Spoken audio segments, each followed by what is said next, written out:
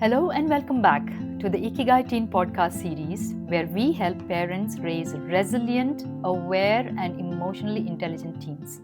I'm your host Irene, and in episode 4 today, we're diving into a fascinating and sometimes frustrating mystery: understanding the teen mindset, why they don't think like adults yet. If you've ever asked your teen, what were you thinking, and gotten a blank look, today you'll find your answer for that look. So grab your cup of coffee or chai, maybe put your phone on silent if you're not listening to this on the phone, and let's unpack what actually goes on inside the teen brain. Here's a surprising fact: the human brain isn't fully developed until the age of 25. That means your 15-year-old has an adult sized body, but the brain is still under construction. The key player here is the prefrontal cortex, the part responsible for logic, impulse control, and long term decision making. In teens, it's still maturing and continues to do so until the age of 25. Now, listen to the next fact real carefully. The amygdala, however, the emotional and reactive part of the brain, is in full swing. So, emotions are louder, impulses are stronger, and social approval feels like oxygen. I'm going to repeat that one more time so you truly grasp and remember the background to all that teen drama and behavior. The prefrontal cortex, the part responsible for logic, impulse control, and long term decision making, is still maturing and continues until 25. However, the amygdala, the emotional and reactive part of the brain, is on full swing. A Harvard study showed that teens are 2 to 3 times more likely to take risks when peers are watching. It's not out of rebellion, it's biology. Their brains are wired to experiment, explore, and test boundaries. So when your teen argues passionately, makes quick decisions, or seems all feelings and no logic, it's not bad parenting or it's not misbehavior. It's the brain's growth phase at play. Let's look at parents' perspective. Here's where most of us get stuck.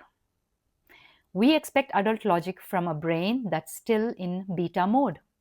Think of it like this: your teen's brain is a smartphone that's constantly updating, but halfway through the update, you keep opening the app and wondering why they are glitching. Teens aren't broken, they are buffering over and over until they figure it out. And here's the tricky part: they look grown up, so we expect maturity. But maturity is a muscle, and it builds slowly through guided mistakes, not lectures. So far, we looked at the teen brain, the real culprit, if we can say, and we also looked at parents' perspective. Let's acknowledge this. When you and I grew up, largely we did not have this super significant, all pervasive element called the social and digital pressure with multiple layers beneath it. From simple internet to AI on smartphones and everything in between, today's teen is literally mobbed by it all. Did you know that today's teen processes over 5,000 social inputs a day through reels, comments, DMs, notification, and videos? That's a massive cognitive load on a developing brain. A 2024 Pew Research PEW survey revealed that 46% of teens say they feel addicted to their phones, while 63% feel pressure to appear successful online. Now imagine this combination: a brain still learning self regulation plus a non stop dopamine loop from the screens. On dopamine, we will have a separate episode, perhaps more than one. But for now, remember this combination of brain still learning self regulation plus a non stop dopamine loop is like giving a sophisticated espresso machine to someone who's just learned how to boil water in a saucepan on gas. This explains why your teen's attention span, emotions, and motivation can swing so dramatically to either end of the pendulum and sometimes even beyond its trajectory. They're not being lazy, they're simply overloaded. In this situation, what are a teen's needs from their adults? That's the question. Here's where you and I come in, and this is the heart of today's episode. Your teen doesn't need you to fix their brain. They need you to guide it while it's growing. They need your calm when they are chaotic, your structure when they are scattered, your empathy when they are exploding emotionally. Here's one neuroscience backed strategy, and it's called co regulation. By definition, co regulation is the process where two or more individuals' nervous system align, synchronizing neural activity during social interactions to influence each other's emotions and behaviors. It means when your teen is overwhelmed, your calm nerves or your calm nervous system helps them settle down and calm. No lecture, no shouting, just steady energy and calmness.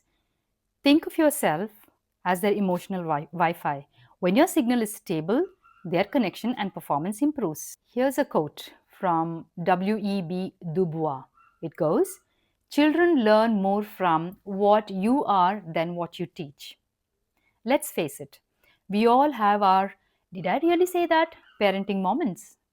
Just last week, a parent told me she asked her teen to take a break from the phone, and the teen said, "Okay, I'll take a break after this one last motivation reel about taking breaks." It's funny, but it tells us how teens rationalize even their distractions. It's their way of saying, "I know it's not ideal, but I'm trying." We just have to meet them at that point of effort and not at perfection. So, to wrap up today's episode, remember your teen's brain isn't against you, it's just evolving at a different pace and will remain evolving for a long time. They don't think like adults yet, but our patience, presence, and perspective can accelerate that growth beautifully. Don't fight the process, guide it. And don't take everything into an argument, or don't take it personally. Often it's their way of figuring out who they are. Your role, therefore, is not to control but to coach. In our next episode, we'll explore decoding digital distractions, why teens can't just switch off, and what parents can do to help teens rebuild focus and calm in a hyper connected world. And yes, your parent bonus resource for this episode is linked in the description below, along with a link to the Pew Research study if you want to go and take a look at it. It includes extra tools, analogies, and reflection questions to help you understand and connect with your teen's mindset more deeply. Until next time, this is Irene from Ikigai Teen, reminding you you don't need to be a perfect parent, just a present one. Take care of yourself and your teen. Signing out.